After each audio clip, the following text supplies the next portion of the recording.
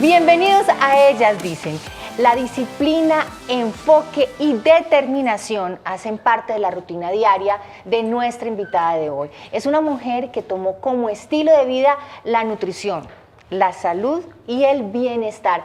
Por eso se ha convertido en una de las mejores entrenadoras físicas de nuestro país. Ella es Juanita Uribe y hoy nos acompaña para hablar de todos estos temas y lo más importante, cómo lograr la disciplina, cómo lograr ese amor, cómo lograr ese cuerpo fit que todos nos soñamos y queremos. Pues eso le vamos a preguntar hoy a Juanita. Juanita, bienvenida. Patricia, muchísimas gracias. Muchas gracias a ustedes también por estar con nosotros. Y ustedes pueden seguirnos en redes sociales, en @canalcapital y en www.conexioncapital.co. Participen en las líneas telefónicas que aparecen en pantalla y a todos los que están conectados hasta ahora por nuestro Facebook Live, un saludo muy especial. Sus preguntas también son muy importantes. Juanita, yo estaba leyendo toda la información porque de verdad que admiro cantidades todo lo que haces.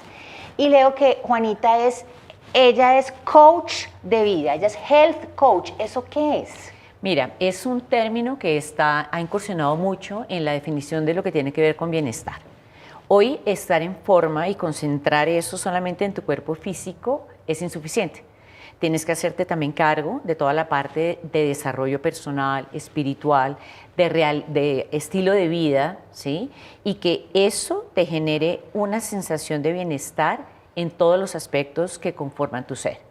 Health Coach es una persona que te hace unos estudios, unas valoraciones, puede identificar fortalezas, debilidades y trabajar según común acuerdo sobre metas específicas y un proyecto para que tú logres potencializar todos los aspectos, tanto el físico, el emocional, la parte profesional, la parte familiar, la parte de estilo de vida, de salud, y eso te dé la sensación de bienestar.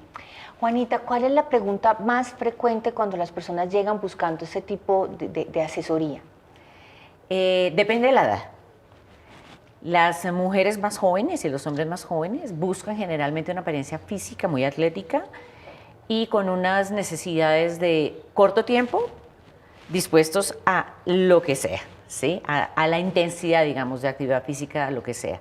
Cuando la mujer va madurando, lo mismo sucede con el hombre, se dan cuenta que empiezan a sentir una diferenciación entre lo que es su cuerpo físico y también su necesidad de proyección a nivel personal. Entonces, una mujer más madura, que es más consciente de la necesidad de evolucionar, tanto física como a nivel personal, es la que generalmente requiere este tipo de servicios de una manera más como ecuánime, de que quiere desarrollar los dos aspectos. La persona que quiere solamente enfocar en su parte física, pues busca un entrenador personal. Una persona que está buscando, digamos, verse fit, cambiar, digamos, su aspecto físico. ¿Qué expectativas son realmente las reales? Porque vemos, digamos, lo hablábamos ayer aquí en el programa, justamente, que estábamos hablando del tema de los tratamientos como de belleza y físicos, y entonces decía, mire, es que el problema son las expectativas. La gente ve una foto y dice, mire, es que yo quiero ser así, y yo creo que de pronto pasa lo mismo con el tema del cuerpo. Así es. Hay algo que es bien importante definir. Una cosa es estar sano y otra cosa es estar en forma. Cuando yo, para adquirir esa forma física acorde a mis metas, sacrifico mi salud, eso tiene unos efectos a corto o largo plazo, muchas veces irreversibles, y que no van a generar una sensación de felicidad. La felicidad no viene por tallas. La felicidad tiene que entenderse como una aceptación de un cuerpo físico que además tiene unos antecedentes que van a determinar qué va a pasar contigo. Es decir, que yo no puedo pretender tener la estatura de Cindy Crawford porque mi fisionomía va a determinar que me va a quedar más fácil, digamos, la evolución a nivel muscular que personas que su composición a nivel anatómica y a nivel muscular tiene ya unas caracterizaciones genéticas que van a determinar con la afectación de su estilo de vida un tipo de forma física. ¿Sí? O sea, y eso va mucho también como aceptarse, o sea, claro, no hay la más mínima posibilidad que con mis características, que sí puedo mejorar, que sí puedo tener obviamente objetivos de mejorar o tener un mejor estado físico, o digamos de correr, de poder correr una carrera o qué sé yo, pero que hay cosas que efectivamente uno físicamente no va a poder hacer. Pero ahí hay otra pregunta y es, en ese no voy a poder hacer, ¿qué tanto es la cabeza la que está diciendo, no eres que no eres capaz, no soy capaz? Bueno, ¿y qué sí. tanto es de verdad el físico de la persona que no le da? Sí, hay dos cosas distintas. Una cosa es la aceptación y otra cosa es la zona de confort. La zona de confort tiene unos cambios muy pequeños y ponen esas metas de mejoramiento en unas distancias inalcanzables. Es una persona que no se quiere esforzar mucho, que reconoce sus limitaciones, pero tiene un carácter y un comportamiento dentro de una zona donde su esfuerzo es moderado. Hay otra que tiene la aceptación y que está dispuesta a invertir el tiempo, el esfuerzo, la disciplina, ¿sí? Y hacer los cambios necesarios para lograr con su esencia inicial los cambios que se pueden a corto y largo plazo de manera real. Disciplina, esa palabra quiere decir mucho y es muy complicada también para muchos. Así ¿Cómo es. se consigue tener disciplina? En eso yo digo la vitamina D, porque la D de disciplina es en mayúscula. En eso hay que tener metas claras y reales. Es decir, si mi tiempo y lo que yo busco es de 5 minutos al día, 10 minutos al día, sobre eso yo debo fijar mi programa de entrenamiento. Cuando yo empiezo a visualizar unas metas que sé desde un inicio que no se cumplen con mi estilo de vida, eso va a hacer que la sensación de no cumplimiento genere una desmotivación y que yo nunca me logre como enrodar en eso. Aquí la fuerza de voluntad es importante. El querer para lograr es el paso inicial. Esa es la forma como yo fundamento la disciplina. La anticipación en esto también es fundamental. Es decir, que si yo me levanto y ya tengo organizado al frente mío la ropa para ir al gimnasio, la lonchera adelantada de lo que voy a llevar a la oficina, en lugar de pedir la comida pues, que no es sana, eso ya me pone en una ventaja y me va a permitir empezar a generar cambios para que eso se convierta en un hábito, que es lo que es realmente importante. Hacer cambios pequeños para que se conviertan en un hábito que se vuelva en un estado permanente. En su experiencia, porque además les cuento que Juanita tiene más de 120 diplomas en todo lo que tiene que ver con fit, con coach, con todo esto. Y en su experiencia y en toda la gente que ha pasado por el entrenamiento, sí es posible si usted no tiene disciplina, si usted nunca ha hecho ejercicio, si usted no tiene esa fuerza de voluntad, ¿se puede lograr tener? Sí, sí se puede lograr tener. En eso hay dos alternativas que funcionan muy bien, digamos, a nivel de engagement, de poder lograr. Buscarse un partner de entreno. La vecina que tú le dices que salen a caminar todos los días al parque y se encuentran abajo. El marido, funciona mejor cuando ese círculo no es familiar. Funciona mejor cuando es amistad y lo aclaro porque así funciona.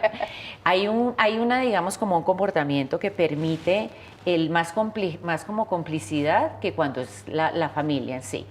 La otra es el entrenador. Cuando tú tienes una cita en un gimnasio, sabes que tienes que llegar, eso también te ayuda a coger esa disciplina de iniciar tu actividad o iniciar tus cambios a nivel de estilo de vida. Y yo creo que también es buscar actividades físicas que a la persona le gusten. Hay hoy por hoy de verdad que unas opciones muy grandes, hay un abanico muy grande de actividades que se pueden realizar y buscar algo que uno de verdad le guste, que no le dé a uno flojera ir. Sí, eso es cierto, pero ojo, una cosa es lo que le gusta y otra cosa es lo que necesita la persona. Ok. Entonces, si a mí me gusta solamente salir a caminar, la clase de rumba y quiero tener un bracito súper fuerte, hay que hacer un poquito más. Okay. Entonces, el tema que es que a mí no me gustan las pesas, pero quiero tener un cuerpo súper tonificado, estamos hablando que eso no va a funcionar. No, eso no va a pasar. Exacto. Entonces, parte de lo que yo tengo que hacer de preparación, a nivel de preparación física, sí debe estar, lógicamente, lo que es mi selección de las actividades que me parecen chéveres, que me parecen divertidas. Pero también tengo que enfocar en qué me sirve y qué no me sirve. En lo que tengo que hacer. Hablando de la alimentación, ¿qué tanto es alimentación y qué tanto es ejercicio? Porque pues, las personas pueden decir, no, es que yo hago mucho ejercicio y no logro los objetivos, pero si uno va a ver, pues realmente a la hora de comer como están haciendo ejercicio y esa es la excusa, no es que yo hago deporte o yo hago actividad física, yo puedo comer todo lo que yo quiera. Claro. Bueno, si una persona es sedentaria y tiene una alimentación muy balanceada, su configuración corporal puede ser mejor que aquella que hace mucho ejercicio y come pésimo. Entonces, no significa que el hecho de que yo haga actividad física y no tenga una alimentación balanceada, significa que yo sea sana. Porque pues uno ve, lo digo específicamente, por ejemplo, los ciclistas de fin de semana o los futbolistas de fin de semana que terminan su partido, juegan cada 8 días, pero tienen un gasto, o sea, una ingesta calórica pésima y uno los ve barrigoncitos, bien grasositos, ¿sí? Entonces eso es insuficiente. Es el balance entre las dos, porque el que también se excede en actividad física, controlar su ingesta calórica es muy difícil. Es encontrar el balance entre una actividad física que me genere un beneficio y unos cambios a nivel de alimentación que me permitan desarrollar esa actividad física y que además se vean también reflejados en mis niveles de energía, en mi sueño, en mi proceso digestivo, que me acompañen, digamos, toda esa parte fisiológica que es tan importante.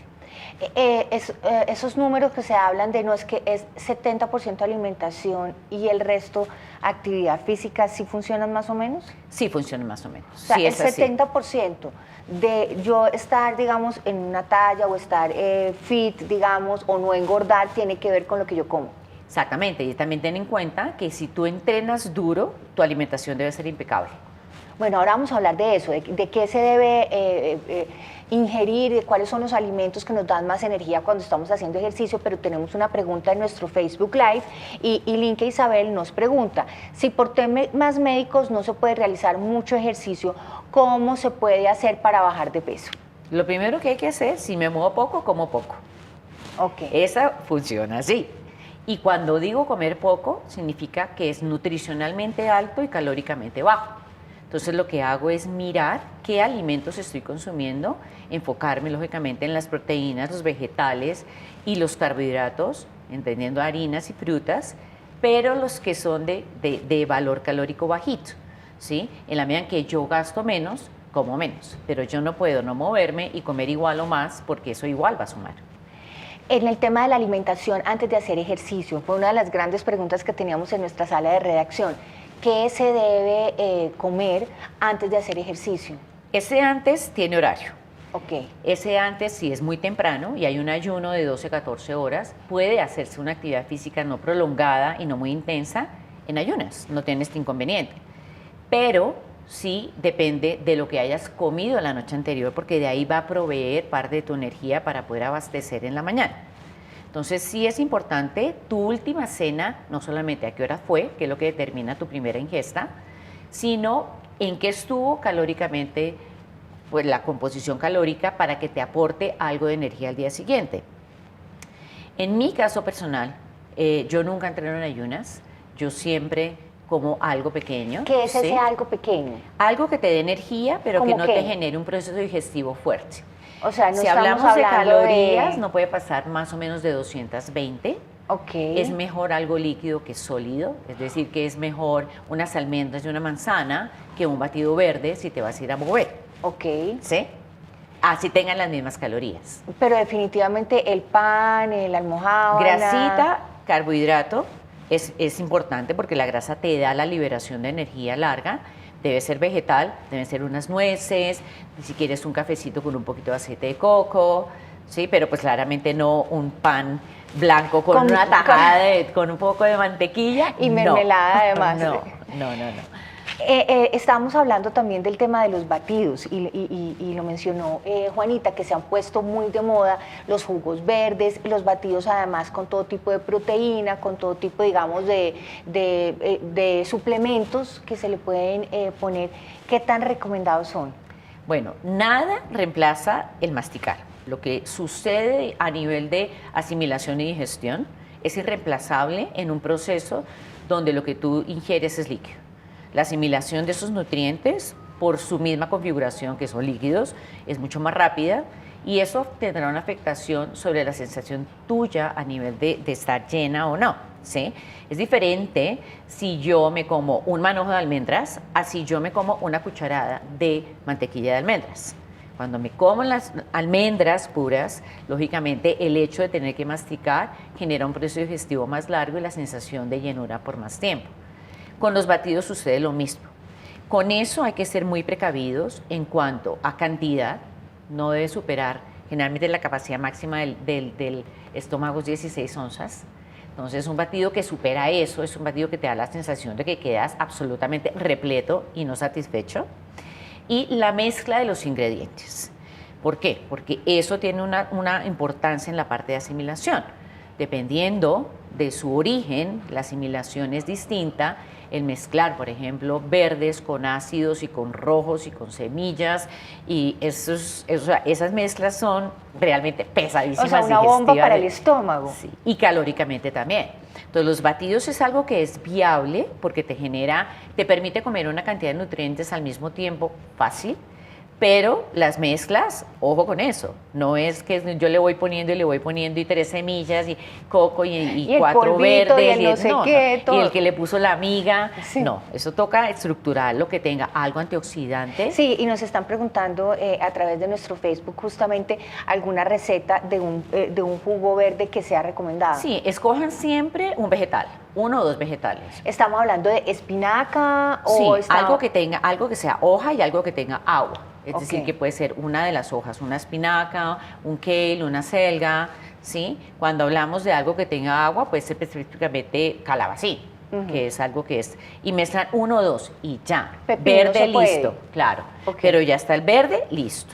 Si quieren antioxidantes, generalmente la fuente de antioxidantes son los rojos. Pongan un fruto rojo, no pongan fresa, frambuesa, arándano, no, cojan un fruto rojo. Y cuando hablamos de un fruto rojo es una porción. O sea, si son fresas, son 4 fresas, si es arándano, son 6 a 8 arándanos, ¿sí? Y lo mismo sucede con la frambuesa. Una grasa, escojan una semilla, ya sea chía, el hemp, el cáñamo, lo que ustedes quieran, la linaza. Ponen una cucharadita de una semilla. Si tienen problemas de vesícula o digestivos no es muy recomendable, no semillas. Y sí una nuez. Entonces cojan o unas almendras o un pistacho, algo que les dé un poquito de grasita. Generalmente pueden poner también algún cítrico que eleve y potencialice un poquito la asimilación de los verdes y de toda esta cosa. Pero cítrico es, digamos, media naranja, 2 naranjas, 3 naranjas. Cítrico es jengibre. Ah, ok. Es amarillos. No, yo estaba pensando en la naranja. No, porque ya pasamos el tema de la fruta. Juanita, yo ya me soñaba señoritándole la naranja. No, vamos específicamente por un jengibre, algo que inmunológicamente dé como el boost y que sea algo que sea energizante. ¿Sí? Entonces ponen un tallito de jengibre, ponen un poquito si quisieran de cúrcuma, que es antiinflamante, y ahí eso es la mezcla perfecta. Y eso puede, digamos, ser un reemplazo de una comida, o es un complemento a una comida, o es antes o después de hacer ejercicio. ¿En qué momento se debe ingerir? Ese, si lo quisieran, lo pueden ingerir antes o después de hacer ejercicio. Como les dije, si es antes, mínimo 30 minutos, porque ese líquido en el abdomen va a tener una afectación de proceso digestivo distinto a si se han comido las almendras con la manzana verde, ¿sí? Y eso va a producir la sensación de incomodidad específicamente cuando hago ejercicios de voltearme de posición, de acostarme boca abajo. Ok. ¿Ejercicio en la mañana o en la noche? El principio que aplica ahí es el de recuperación de 24 horas. Yo tengo que tener un esquema que funcione y me permita recuperarme 24 horas de lo mismo.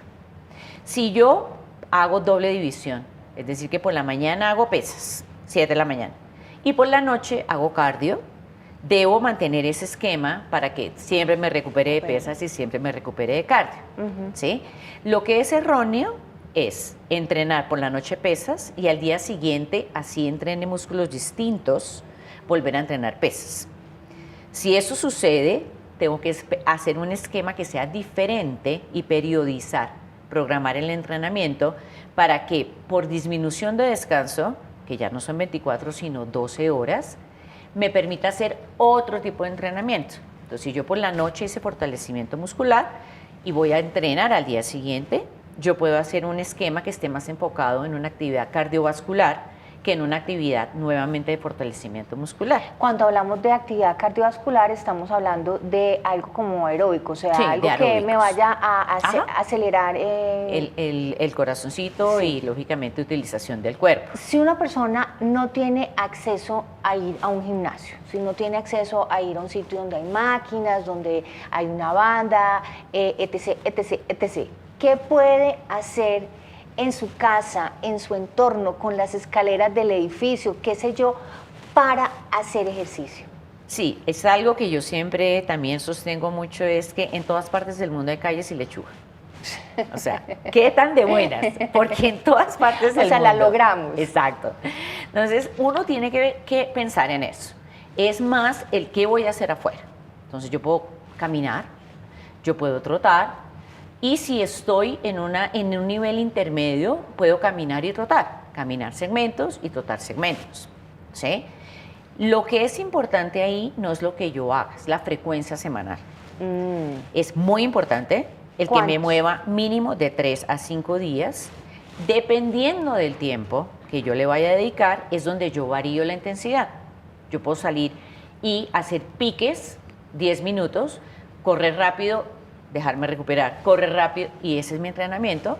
O puedo salir y caminar 40 minutos a un nivel más bajo. ¿Sí? Entonces, lo que sí tengo que hacer es tratar de buscar actividades que varíen la intensidad dependiendo del tiempo que yo vaya a disponer, pero la frecuencia tiene que ser mínimo 3 veces a la semana para que produzca efecto de entrenamiento a nivel fisiológico en el cuerpo. ¿Cómo prepararse mentalmente para que a uno no le dé flojera? Anteceder, yo les insisto, hay que anticipar que si mañana me voy a levantar, que está lloviendo, yo veo muchos corredores que salen... Ah, no, esa es la mejor excusa. La mejor excusa es cuando uno medio abre la ventana y está lloviendo. ¡Ay, qué dicha! ¡Qué Hoy dicha! no voy a hacer ejercicio. Qué dicha. Entonces, como esa parte de anticipación es lo que es fundamental, ¿sí? El día que más flojo estoy, eso va a tener una afectación en el resto del día. Significa que energéticamente amanecí descargada. El ejercicio en ese momento es fundamental, es cuando más me voy a mover, porque es lo que te va a dar como ese boost, te va como a regenerizar, ¿sí? Y te va a hacer sentir ya en otro ambiente completamente distinto a nivel psicológico. Y hay el caso todo contrario, hay personas que son adictas a hacer ejercicio, adictas a ir al gimnasio y donde no vayan un día se sienten fatal. Eso es cierto, eso es completamente cierto. ¿Por qué el ejercicio genera en esas personas tanta adicción? Por el tema hormonal. Sabemos que cuando hacemos actividad física en la intensidad correcta, se liberan una serie de hormonas como son la serotonina y se estabilizan otras como son el cortisol. El cortisol es la hormona del estrés, que cuando igual yo me excedo en actividad física, también la produzco. ¿Ok? Entonces, esto es una medicina que funciona en la dosis correcta. El que se excede en actividad física también tiene unos efectos negativos en su cuerpo, específicamente a nivel de que son personas que no se sienten bien, que no se sienten, pues se sienten lógicamente sin descanso, y que además empiezan a acumular muchas veces peso representado en grasa y agua por exceso de actividad física, así coman bien. O sea, son personas que si hagan ejercicio se pueden engordar. Sí. Parte, digamos, cuando uno hace valoraciones, es tratar de cuadrar los volúmenes de trabajo en el ejercicio para evitar que la persona se exceda, que eso se acorde a su ingesta calórica y que le permita mantenerse fit, mantenerse sin forma. sí. Tenemos una pregunta, Eli, muy buenos días. Buenos días. ¿Cómo estás? Bienvenida. Muy bien, gracias. Cuéntanos tu pregunta. Bueno, la pregunta que tengo es, yo llevo ya un mes saliendo a trotar y aumentando pues mi quema de calorías, pero no logro bajar de peso y siento que estoy como estancada, como que yo salgo y troto, camino rápido y no, sigo estancada y no veo ninguna diferencia. Esa es muy buena pregunta, Eli, un gran aporte, y una de las preguntas que teníamos, bueno, ¿yo al cuánto tiempo de empezar a hacer ejercicio empiezo a ver los resultados? O efectivamente la pregunta que hacía Eli, ¿me siento estancada? Bueno, el estancamiento se debe a que empiezo a hacer lo mismo y no hay variación. Cuando hablamos de variación, puede ser progresión o algo distinto, no necesariamente tiene que ser más duro, puede hacer algo diferente. Distinto. Diferente. Entonces, si ella solamente si tú solamente estás haciendo tu trote, de pronto incluir cosas de peso corporal, como hacer dentro de esos segmentos sentadillas, push-ups, cosas que te activen de una manera distinta, va a generar un cambio en tu cuerpo físico. Ahora, tienes que revisar la alimentación, porque cuando la persona empieza la actividad física, como que se abre el panorama y como que el switch de que puedo comer más. Claro. Entonces, así como sano, pues lógicamente hay que disminuir porciones, y si no comes sano, lógicamente hay que cambiar el esquema de alimentación. No, es que la famosa frase, no comamos postre hoy porque es que mañana voy a ir al gimnasio. Exacto. Entonces, y me mato en el gimnasio, yo mañana me mato al gimnasio, y eso pasa mucho, y a veces como que esas matemáticas de lo que uno come versus lo que uno está quemando, a veces no van de la Y mano. ese estancamiento es siempre una representación de que lo que te esforzaba antes, en este momento ya es fácil para ti. Hay que hacer un cambio.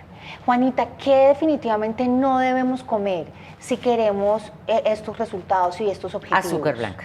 Azúcar blanca. Esa sí es, mejor dicho, está más que comprobada. El gluten, hay muchos estudios, hay gente pues, que tiene intolerancia, hay gente que no. Es algo que yo también no lo recomiendo.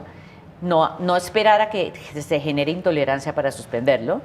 Pero lo que es el azúcar blanca es algo que está requete comprobado científicamente, que es súper agresivo en el cuerpo. Las frutas. Frutas sí se puede, las que son de índice glicémico alto por su composición, es preferible en moderación y siempre acompañada. Estamos hablando de piña, mango. Generalmente las amarillas. Banano. El banano, el mango, ¿sí? Que tienen más calorías. Las frutas amarillas, eso es buen dato. Exacto. Eso es buen dato para poderlas distinguir. Esas es preferible estabilizarlas inclusive con una grasita.